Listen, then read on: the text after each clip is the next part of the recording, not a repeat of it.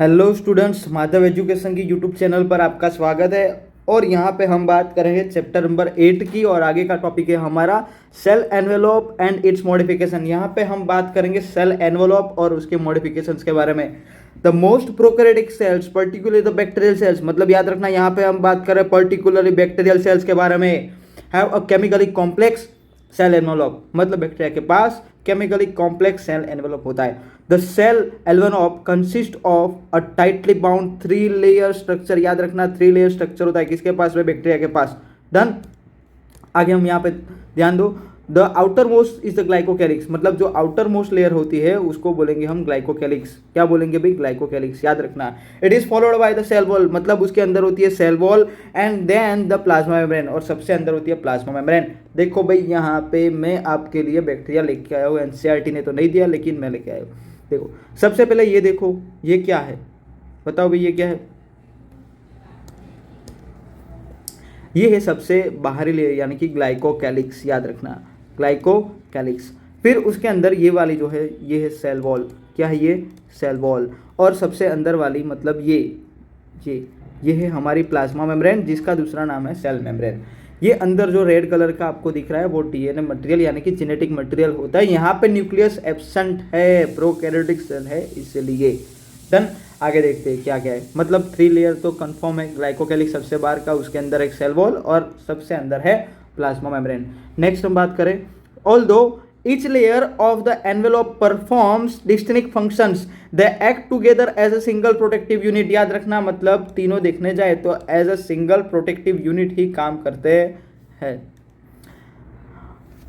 Bacteria can be classified into the 2 groups, याद रखना bacteria जो है 2 ग्रुप्स में क्लासिफाई हम कर सकते हैं, on the basis of the difference in the cell envelope and the manner in which they respond to the staining procedure developed by the Gram viz. याद रखना, मतलब तो सबसे पहले तो सेल एनवेलप के बेसिस पे हम क्लासिफाई कर सकते हैं, और दूसरा जो स्टेनिंग प्रोसीजर जो है ग्राम ने दिया है उसके बेसिस पे हम क्लासिफाई कर सकते हैं। ग्राम की बात करें तो जो ग्राम स्टेन को एब्जॉर्ब करेगा उसको बोलेंगे ग्राम पॉजिटिव, जो नहीं कर पाएगा उसको बोलेंगे ग्राम नेगेटिव। सिंपल है भाई, याद रखना। On the basis of the सबसे पहले सेल एनवेलप, सेकेंड जो है staining procedure developed by the Gram वीज। ग्राम स्टेन अगर कोई बैक्टीरिया एब्जॉर्ब करेगा तो ग्राम पॉजिटिव, नहीं कर पाता तो ग्राम नेगेटिव। सिंपल है, चलो डन। आगे बढ़ते हैं। Glycocalyx differ in the composition and thickness among the different bacteria, मतलब डिफरेंट बैक्टीरिया में ये जो ग्लाइकोकैलिक्स का जो है कंपोजिशन एंड थिकनेस अलग अलग होता है। It could be loose sheath called the slime layer, याद रखना स्लाइम लेयर यानी कि और कुछ नहीं लेकिन ये ग्लाइकोकैलिक्स का एकदम लूज वाला structure. Done. In some while in other it may be thick and tough, मतलब दूसरे के अंदर देखने जाए थिक एंड टफ होता है। It is called the capsule, और उसको बोलेंगे हम कैप्सूल।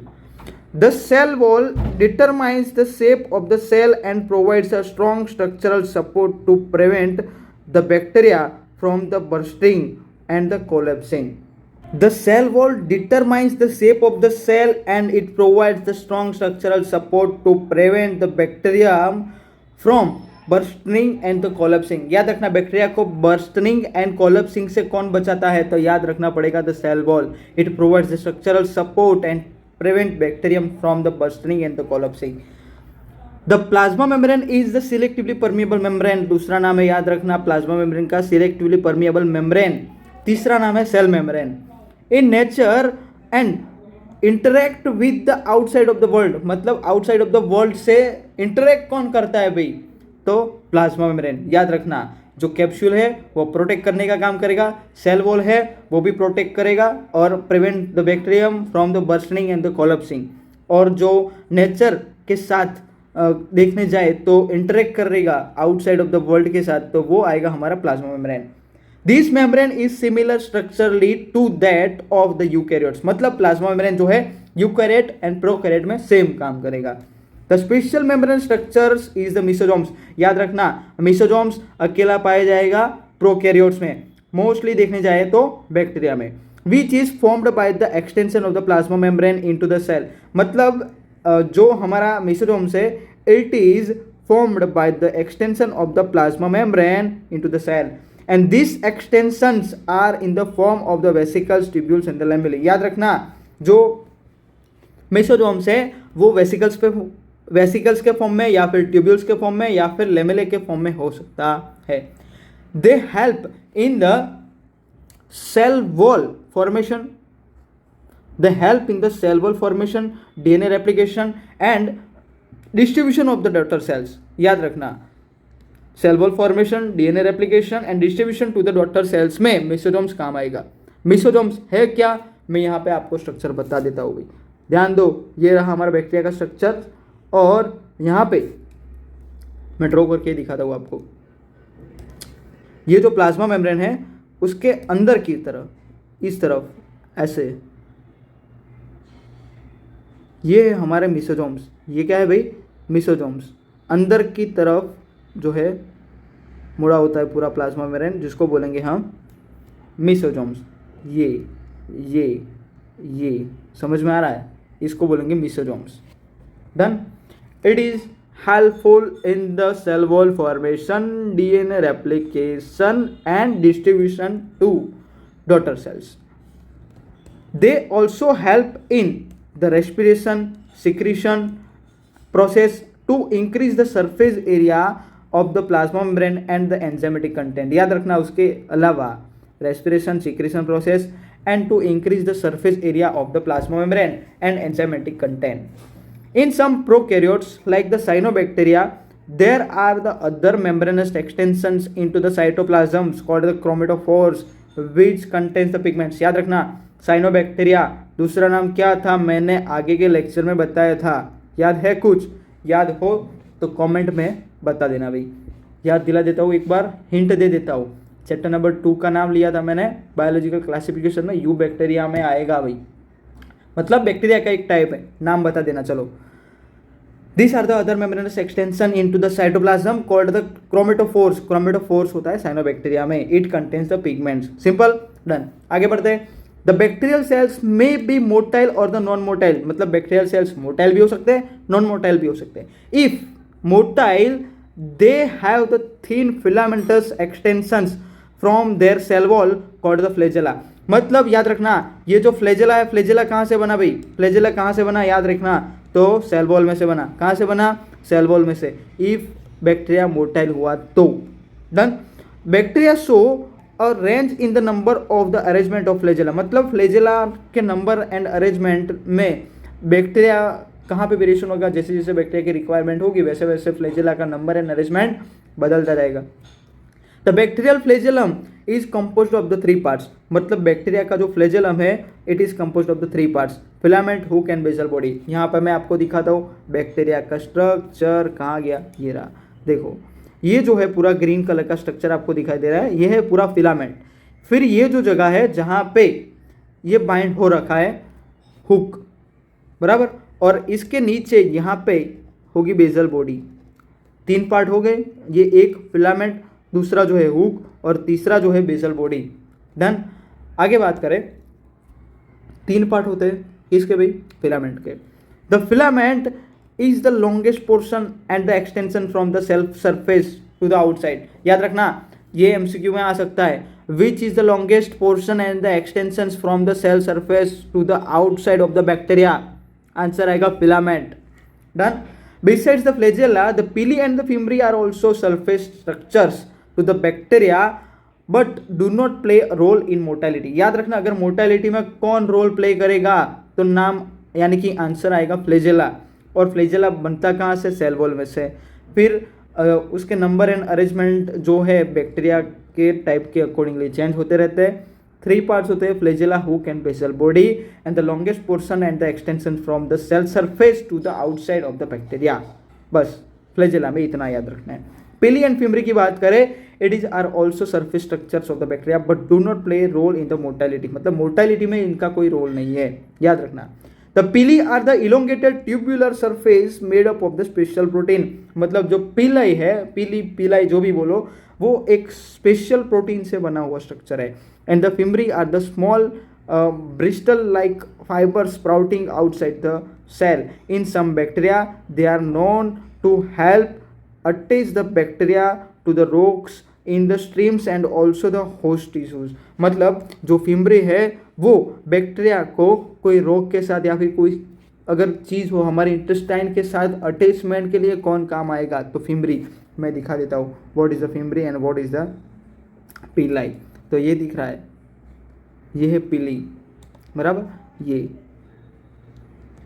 है पिलाई, पिली जो भी बोलो, और ये देखो ये है फिम्बरी, बराबर। सॉरी 2 मिनट, ये है फिम्बरी, बराबर। ये याद रखना, बैक्टीरिया का स्ट्रक्चर आपको ड्रॉ करना हो तो अगर आप कर सकते हैं, बराबर। एनसीईआरटी में यहाँ तक ही है प्रोकैरियोट्स के स्ट्रक्चर के बारे में। आगे बात करेंगे प्रोकैरियोट्स में ribosomes and the inclusion bodies.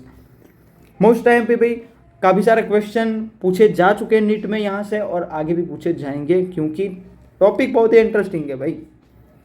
In prokaryotes the ribosomes are associated with the plasma membrane. याद रखना, प्रोकैरियोट्स में राइबोसोम से it is associated with the plasma membrane and they are about the 15 nanometer to 20 nanometer in size and are made up of the two subunits 50s and 30s। याद रखना, मतलब size देखने जाए तो 15 nanometre to 20 nanometre के according आसपास होती है, और दो सब यूनिट थे 50s एंड 30s। टोटल देखने जाए तो 70s। एस यानी कि स्वेडबर्ग यूनिट, ये तो हम सबको पता ही है।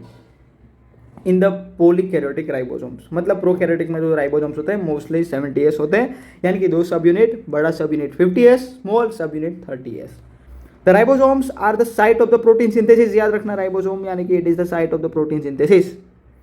The several ribosomes may attach a single mRNA, मतलब mRNA के साथ अगर अटैच हुआ it is and form a chain called the polyribosomes and the polysomes. मतलब कोई अगर राइबोसोम जो है mRNA के साथ अटैच होता है, मतलब कि कोई ऐसा स्ट्रक्चर बनाता है, अगर ये mRNA है और यहाँ पे ये राइबोसोम ऐसा कुछ स्ट्रक्चर बनाता है, तो उसको बन गया हम पोलीसोम या फिर पोलीराइबोसोम। समझ में आ रहा है? अगर राइबोसोम जो है, the ribosomes of the polysome translate the mRNA into the protein. मतलब ये जो है, पता है ना, हमने पढ़ा था चैप्टर नंबर 6 में, जो 12th का टॉपिक है सेंट्रल डोगमा, उसमें mRNA से प्रोटीन बनाने में राइबोसोम बहुत ही इंपॉर्टेंट रोल प्ले करता है भाई, याद रखना पड़ेगा। आगे बात करें inclusion bodies, the reserve material in the prokaryote cells, मतलब इंक्लूजन बॉडीज याद रखना, बराबर। साइटोप्लाज्म में जो भी reserve materials in the form of cytoplasm में जो भी रिजर्व मटेरियल होता है प्रोकैरियोटिक सेल में इंक्लूजन बॉडी के अंदर होता है, बस सिंपल ऐसे ही याद रखना है। This are not bound by any membrane system, मतलब जो इंक्लूजन बॉडी है वो भी नॉन मेम्ब्रेन बाउंड सिस्टम है, याद रखना, नॉन मेम्ब्रेन बाउंड सिस्टम है। And live free in the cytoplasm, मतलब साइटोप्लाज्म में भी वो फ्रीली होता है। एग्जाम्पल यहाँ पे हमें याद रखना पड़ेगा, phosphate granules, cyanophycean granules and the glycogen granules, बराबर। ये तीनों ग्रेन्यूल्स जो है इंक्लूजन बॉडीज के रूप में प्रोकैरियोट्स में पाई जाएंगी।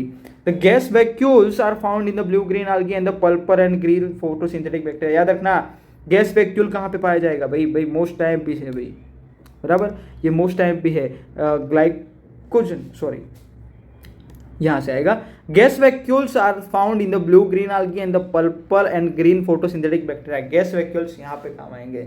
डन। आगे बात करेंगे यूकैरियोटिक सेल के बारे में। तो the eukaryotic include the all the protista, plants, animals and the fungi, मतलब ऑल द जो protista, plants, animal and fungi जो है वो कहाँ पे काम आएगी भाई, वो किस में आएगी, तो यूकैरियोटिक सेल में, protista, plants, animals and fungi, है ना, हमने आगे भी पढ़ा था। आगे ध्यान दो, in the eukaryotic cells there is an extension compartmentalization of the cytoplasm through the presence of the membrane of bound organelles. मतलब यूकैरियोटिक सेल में हम देखने जाए तो आगे कंपार्टमेंटलाइजेशन हो सकता है, देखने को मिलता है। मतलब कंपार्टमेंटलाइजेशन का मतलब क्या, कि भाई जैसे एक बड़ी सी बिल्डिंग में अलग अलग ऑफिस होती है, वैसे ही एक ही सेल में काफ़ी सारे मेम्ब्रेन बाउंड ऑर्गेनेल्स यहाँ पे देखने को मिलेंगे आपको, उसको ही बोलेंगे हम eukaryotic cell. The eukaryotic cells possesses an organized nucleus with the nuclear envelope. ये तो भाई डिफाइन है, सबको आती है। In addition eukaryotic cells have a variety of complex locomotory and cytoskeletal structure. मतलब यूकैरियोटिक सेल में हम देखने जाए तो complex complementary and cytoskeletal structures होते हैं। Their genetic material is organized into the chromosome. मतलब जो जेनेटिक मटेरियल होता है वो ऑर्गेनाइज होता है पूरा क्रोमोसोम के अंदर। All the eukaryotic cells are not identical, याद रखना, all the eukaryotic cells are not identical. The plant cell, animal cells वगैरह ऐसे टाइप होते हैं, are the different as the formed possesses the cell walls, plastids and the large central vacuole which are absent in the animal cell. मतलब basically देखने जाए तो यहाँ पे एनिमल सेल और प्लांट सेल के बारे में एक डिफरेंस बता रहे हैं। भी याद रखना पड़ेगा मोस्ट टाइम पे भी, बराबर। मतलब प्लांट सेल में सेल वॉल होगा, एनिमल में नहीं होगा। प्लास्टिड्स प्लांट सेल में होंगे, एनिमल सेल्स में नहीं होंगे। लार्ज वैक्यूल प्लांट सेल में होगा, एनिमल सेल में नहीं होगा। ये डिफरेंस है भाई, याद रखना, यहाँ पे लाइन में दिया हुआ है।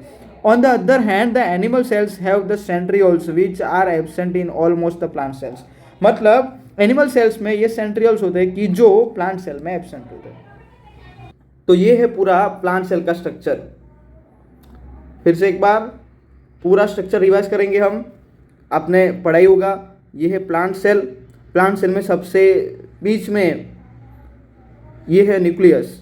न्यूक्लियस के अंदर ये वाला जो पार्ट है ये है न्यूक्लियोलस, याद रखना। न्यूक्लियस के अंदर होगा न्यूक्लियोलस, डन।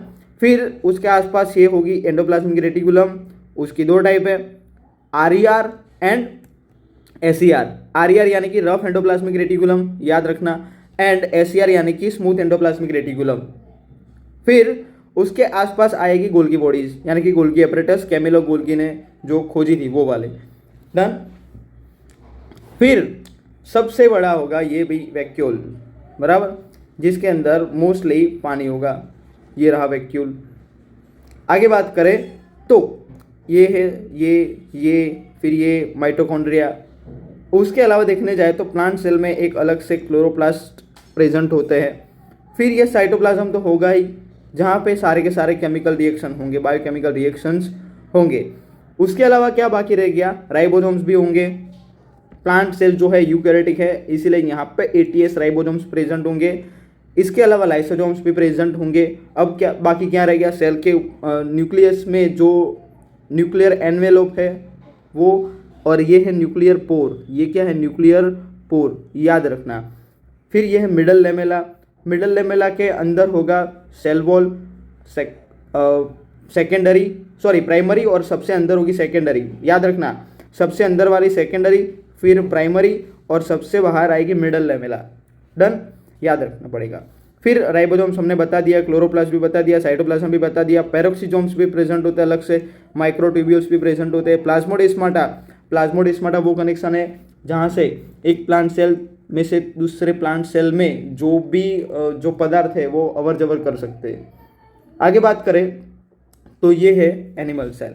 एनिमल सेल में देखने जाए तो सेम टू सेम स्ट्रक्चर होगा, लेकिन जो हमने आगे अभी डिफरेंस देखा ना कि भाई एनिमल सेल में क्या एब्सेंट होता है, सेल वॉल एब्सेंट होता है, वैक्यूल एब्सेंट होता है ना, प्लास्टिड्स एब्सेंट होते हैं, बस वही इसमें नहीं डालने, बाकी सब ये माइक्रोविलाई एक ज़्यादा है, याद रखना। एनिमल सेल में सेल वॉल एब्सेंट है तो सबसे आउटर मेम्ब्रेन क्या होगी, प्लाज्मा मेम्ब्रेन। फिर सबसे बीच में ये होगा न्यूक्लियस, और न्यूक्लियस के बीच में होगा न्यूक्लियोलस, याद रखना है। ये न्यूक्लियस और न्यूक्लियस के बीच में ये होगा न्यूक्लियोलस। फिर उसके आसपास न्यूक्लियर एनवेलप होगी।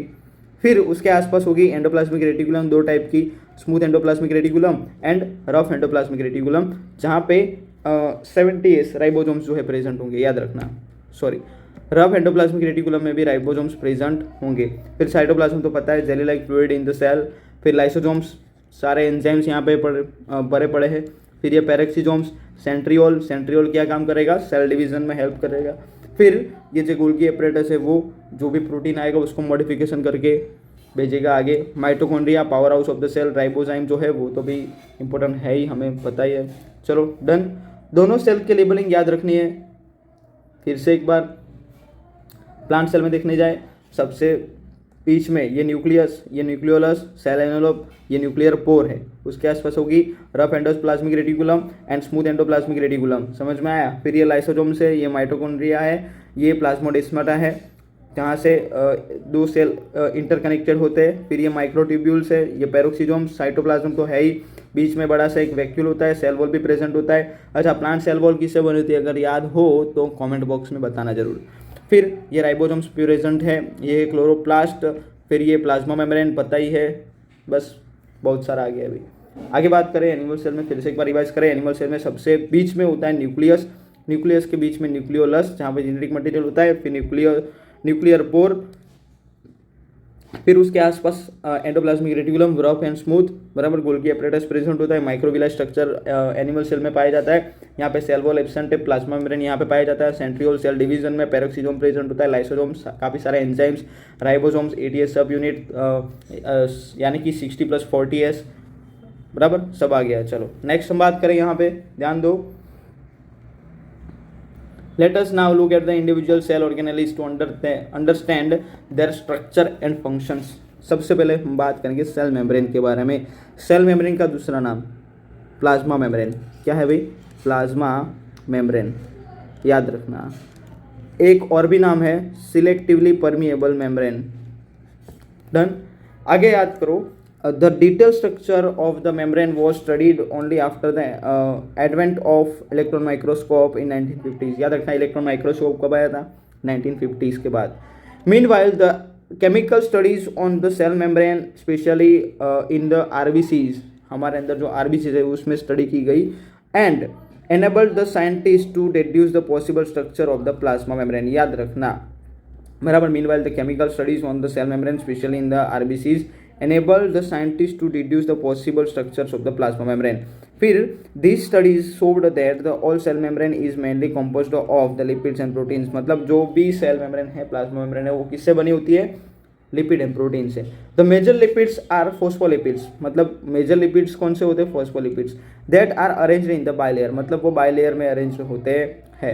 Also the lipids are arranged within the membrane. याद रखना, लिपिड जो है are arranged within the membrane with the polar head towards the outer side, मतलब पोलर जो हेड होता है यानी कि हाइड्रोफिलिक, वो आउटर साइड होता है, and hydrophobic tell towards the inner part, मतलब हाइड्रोफोबिक टेल जो है वो इनर पार्ट में पाई जाती है। This ensure that the non polar tail of the saturated hydrocarbons is protected from the aqueous environment. याद रखना, this ensure that non polar जो टेल है it of the saturated hydrocarbon की, जो सैचुरेटेड हाइड्रोकार्बन से बनी होती है, it is protected from the aqueous environment, मतलब वो प्रोटेक्ट होते हैं एक्वेस एनवायरमेंट से। In addition to phospholipids membrane also contains the cholesterol, मतलब देखने जाए तो मेम्ब्रेन में कोलेस्टेरॉल भी प्रेजेंट होता है। चलो स्ट्रक्चर क्या है हम यहाँ पे नीचे एक बार देख ले फटाफट से। देखो स्ट्रक्चर में कुछ ऐसे, ये जो है हेड प्रेजेंट होते हैं, बराबर, और ये है हाइड्रोकार्बन की टेल, सैचुरेटेड हाइड्रोकार्बन की टेल प्रेजेंट होती है, वो अंदर की तरफ होती है, हेड बाहर की तरफ होते हैं। लिपिड बाइलेयर प्रेजेंट होता है, इसीलिए दोस्त ऐसे बाइलेयर होगा, यहाँ पे भी हाइड्रोकार्बन का टेल होगा। डन, ये जो है हेड है और ये पोलर भी है यानी कि हाइड्रोफिलिक, याद रखना, बराबर, और ये जो है टेल है यानी कि नॉन पोलर है और हाइड्रोफोबिक है, याद रखना, क्लियर है। उसके बीच बीच में यहाँ पे इंटीग्रल प्रोटीन, और सरफेस पे अगर कोई प्रेजेंट हुआ प्रोटीन तो उसको बोलेंगे हम पेरिफेरल प्रोटीन, याद रखना। उसके अलावा भी यहाँ पे ऐसे ये जो सारे स्ट्रक्चर दिए हैं, ये क्या है, हाइड्रोकार्बन चेन, क्या है, हाइड्रोकार्बन चेन, याद रखना। ये पेरिफेरल प्रोटीन के ऊपर ये जो हाइड्रोकार्बन प्रेजेंट होता है, हाइड्रोकार्बन की चेन यानी कि शुगर जो है प्रेजेंट होती है। देखेंगे हम यहाँ पे कोलेस्टेरॉल भी साथ में थोड़ी मात्रा में यहाँ पे प्रेजेंट होगा सेल मेम्ब्रेन के स्ट्रक्चर में। The later biochemical investigation clearly revealed that the cell membranes are possessive proteins and carbohydrates। याद रखना, सेल मेम्ब्रेन में प्रोटीन्स भी पाया जाता है, कार्बोहाइड्रेट भी पाया जाता है। The ratio of the protein and lipids varies considerably in the different cell types, मतलब जैसे भी सेल टाइप चेंज होते रहेंगे, सेल मेम्ब्रेन में लिपिड प्रोटीन रेशियो चेंज होता रहेगा।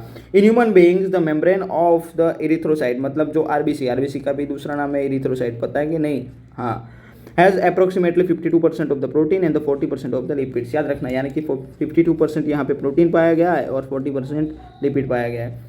Depending on the ease of extraction membrane proteins can be classified as the integral and the peripheral, मतलब जो प्रोटीन इंटीग्रल यानी कि ये जो मेम्ब्रेन के आर पार अगर कोई प्रोटीन दिखाई दे तो उसको बोलेंगे हम इंटीग्रल प्रोटीन, जबकि कोई प्रोटीन सीधा सरफेस पे ही दिखाई दे जैसे कि ये वाला देखो तो उसको हम बोलेंगे peripheral protein.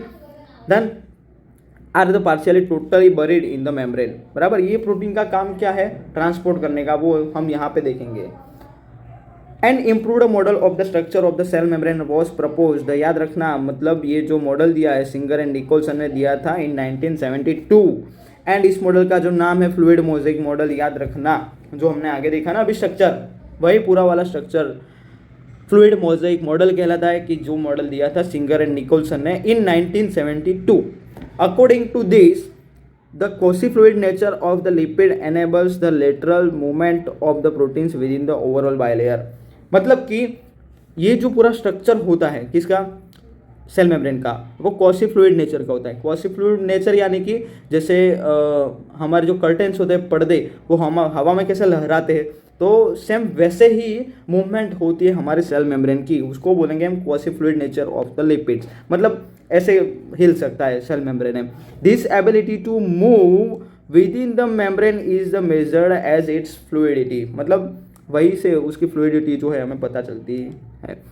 The fluidity nature of the membrane is also important from the point of view functions like the cell growth, formation, intercellular formation of intercellular junctions, secretions, endocytosis and the cell division. भाई याद रखना यहाँ पे क्या क्या है, भाई ये जो नेचर है मेम्ब्रेन का यानी कि फ्लूइडिटी वाला, it is helpful in the cell growth, formation of the intercellular junctions, secretions, endocytosis and the cell division. Endocytosis यानी कि सेल के अंदर, सपोज कि ये कोई सेल है और ये कोई एक मटेरियल है, तो ये मटेरियल जब सेल के अंदर जाएगा तो उसको बोलेंगे हम एंडोसाइटोसिस। क्या बोलेंगे, एंडोसाइटोसिस। याद रखना।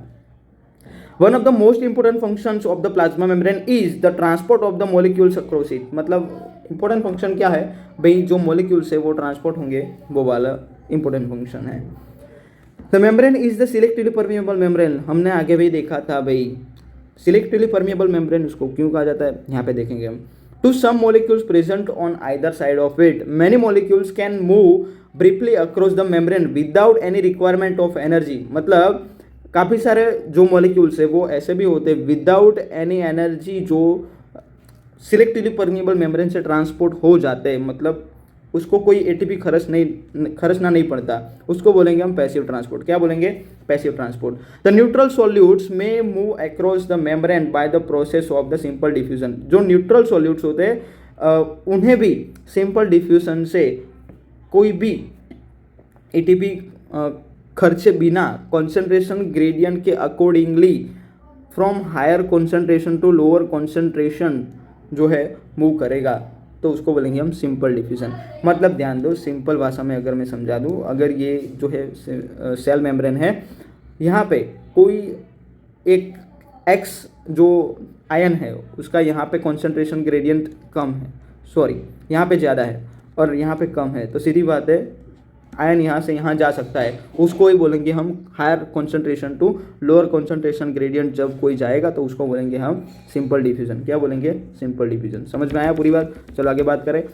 वैसे ही अगर वाटर चला जाए तो उसको बोलेंगे हम ऑस्मोसिस। क्या बोलेंगे, ऑस्मोसिस। याद रखना ऑस्मोसिस क्या है, तो water may also move across the membrane from the higher to lower concentration. बराबर, वाटर जो है अक्रॉस द मेम्ब्रेन जब फ्लो करेगा higher concentration to lower concentration, उसको बोलेंगे osmosis. As the polar molecules can not pass through the non polar lipid bilayer. याद रखना, polar molecule से can not pass through the non polar lipid bilayer. सीधी बात है, क्यों, क्योंकि वो भाई लिपिड में सॉल्युबल ही नहीं होगा, इसीलिए दे एक्वायर द कैरियर प्रोटीन, तो इसीलिए वो कैरियर प्रोटीन लाएगा। Of the membrane facilitate the transport across the membrane. क्यों, क्योंकि उसके ट्रांसपोर्टेशन ईजी हो सके इसीलिए। सपोज कि देखो भाई ये सेल वॉल है, सॉरी सेल मेम्ब्रेन है, तो अगर कोई एक एक्स मॉलिक्यूल है वो अंदर नहीं जा पा रहा है क्योंकि यहाँ पे लिपिड जो है उसमें सॉल्युबल नहीं है, तब जो हमने देखा था ना अभी इंटीग्रल प्रोटीन, वो एज अ ट्रांसपोर्ट प्रोटीन काम करेगा और ये मॉलिक्यूल को अंदर लाएगा। डन, तब एटीपी खर्च होगी यहाँ पे, तब एटीपी खर्च होगी और इसी को बोलेंगे हम एक्टिव ट्रांसपोर्ट। क्या बोलेंगे, एक्टिव ट्रांसपोर्ट। याद रखना, अगेंस्ट देयर कॉन्सेंट्रेशन ग्रेडियंट, और वो जो है lower concentration to higher concentration जाएगा। मतलब यहाँ पे कॉन्सेंट्रेशन हाई है, यहाँ पे लो है, यहाँ पे कॉन्सेंट्रेशन हाई है, यहाँ पे लो है, फिर भी अगर हमें यहाँ से यहाँ अगर ले जाना हो कोई मॉलिक्यूल तो एटीपी की रिक्वायरमेंट रहेगी। इसी को बोलेंगे हम एक्टिव ट्रांसपोर्ट। क्या बोलेंगे? Active transport. एग्जाम्पल है सोडियम पोटेशियम पंप। क्या है? Sodium potassium pump. आगे बात करें सेल वॉल की, बहुत इंपॉर्टेंट टॉपिक है भाई। इसमें से काफी सारे क्वेश्चंस आ चुके हैं और आगे भी संभावना है, पॉसिबिलिटी है। फटाफट से कवर करेंगे हम। As you may recall, a non living rigid structure called the cell wall forms an outer covering of for the plasma membrane of fungi in plants. याद रखना, फंजाई इन प्लांट्स की यहाँ पे बात करें क्योंकि एनिमल सेल में तो सेल वॉल एब्सेंट है। Done. Cell wall not only gives the shape of the cell, मतलब ओनली शेप नहीं देता, it also protects the cell from the mechanical damage and infection. मतलब मैकेनिकल डैमेज और infection से भी सेल को बचाएगा। It also helps in cell-to-cell interaction and provides the barrier to undesirable macromolecules। मतलब वो सेल टू सेल इंटरेक्शन में भी काम आएगा एंड जो अनडिजायरेबल मैक्रोमोलिक्यूल्स है उसको अंदर भी नहीं आने देगा। algae have cell wall, मतलब algae की सेल वॉल हम देखने जाए तो cellulose, galactans, minus and minerals like the calcium carbonate, इसको हम याद रखेंगे।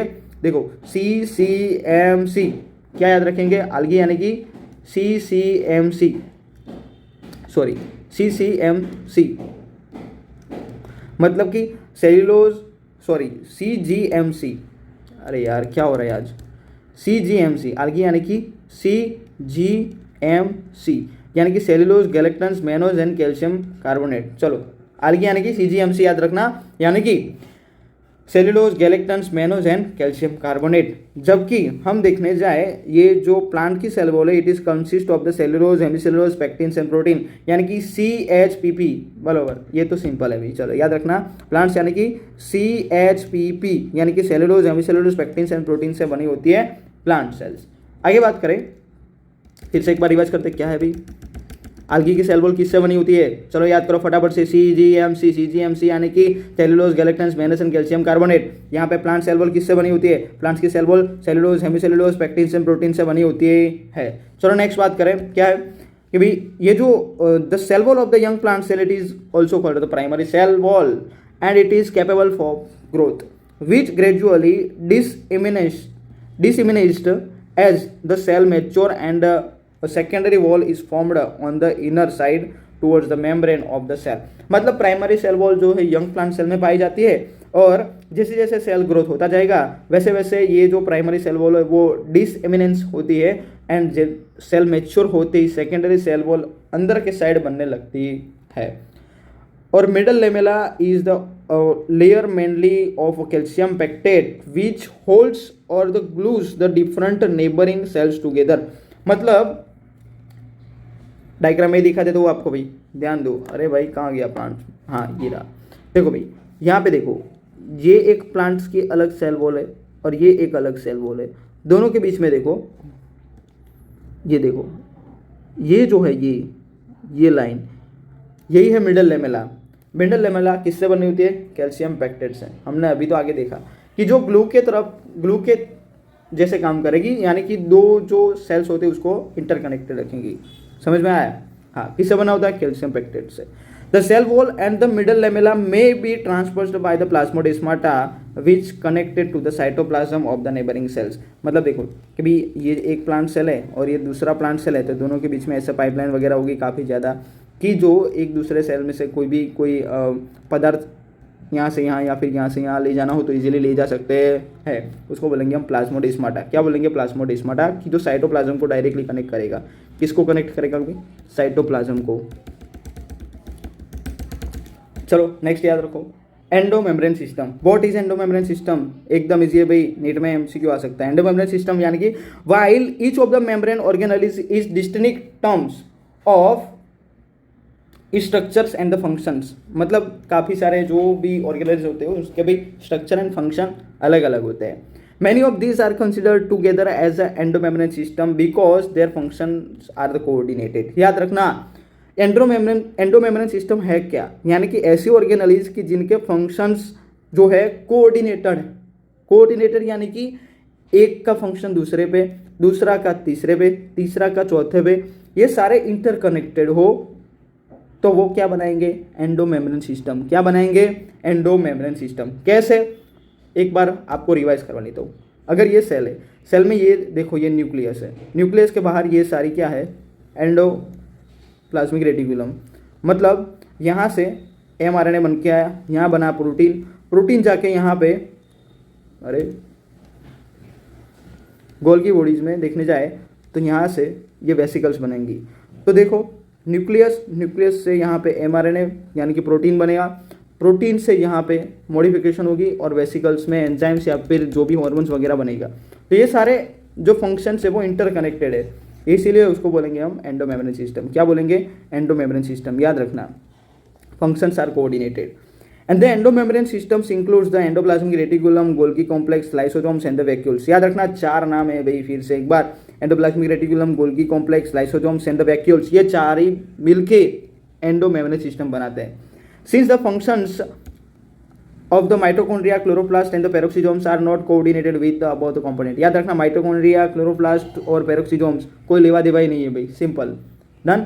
These are not considered as a part of endomembrane system, मतलब वो एंडोमेम्ब्रेन सिस्टम के पार्ट में नहीं आता। कौन कौन नहीं आता, माइटोकॉन्ड्रिया, क्लोरोप्लास्ट एंड पेरोक्सिसोम्स। आगे बात करें एंडोप्लाज्मिक रेटिकुलम। भाई आपको ऐसा लगता होगा कि ये तो इजी टॉपिक है, लेकिन इजी टॉपिक में से भी क्वेश्चन आ सकते हैं ट्विस्ट करके, या फिर कोई ऐसे लाइन पकड़ के अंदर मुक दे कि भी जो आपने पढ़ी ना हो या फिर इंपोर्टेंस ही आपने ना दिया हो। डन, तो ध्यान देना, लास्ट तक वीडियो में बने रहना। आगे बात करें एंडोप्लाज्मिक रेटिकुलम यानी कि द इलेक्ट्रॉन माइक्रोस्कोप स्टडीज। चलो बताओ कमेंट में, याद हो तो कब खोजा गया था इलेक्ट्रॉन माइक्रोस्कोप। एंड हाँ, एक और बात, वो is the father of microscopy.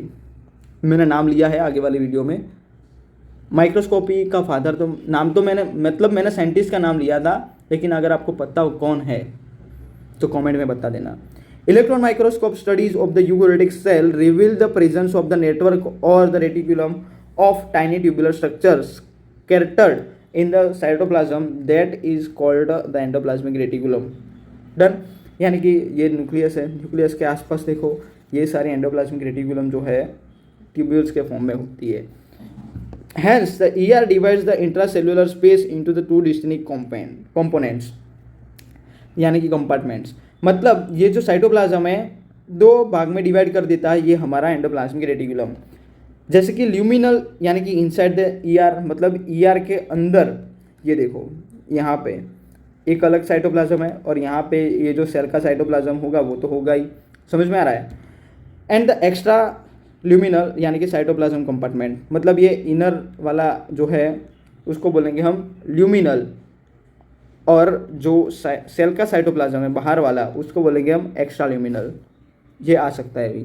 The ER often shows ribosomes attached to their outer surface, मतलब जो राइबोसोम्स है वो आउटर सरफेस पे अटैच होते हैं। The endoplasmic reticulum bearing ribosomes on their surface is called the rough endoplasmic reticulum. मतलब याद रखना यहाँ पे सरफेस पे प्रेजेंट होता है, और जो माइटोकॉन्ड्रिया एंड क्लोरोप्लास्ट में हम देखेंगे वो अंदर प्रेजेंट होगा। सरफेस पे पूछे तो ER आंसर आएगा, नाम आएगा RER, नाम तो सुना ही होगा, rough endoplasmic reticulum. In the absence of the ribosomes, अगर राइबोसोम्स एब्सेंट हो they appear the smooth and are called the smooth endoplasmic reticulum. Done, यानी कि राइबोसोम एब्सेंट हो तो उसको बोलेंगे SER यानी कि smooth endoplasmic reticulum. RER is frequently observed in the cells actively involved in the protein synthesis। मतलब RER है भाई, राइबोसोम जहाँ पे हो गया वहाँ पे प्रोटीन सिंथेसिस तो होगा ही होगा, सिक्रेशन भी करेगा भाई साथ रह के। They are extensive and continuous with the outer membrane of the nucleus, मतलब वो outer membrane of the nucleus से डायरेक्टली कंटिन्यू हो जाते हैं एंडोप्लाज्मिक रेटिकुलम। ये लाइन भी आ सकती है भाई, याद रखना, they are the extensive and continuous with the outer membrane of the nucleus.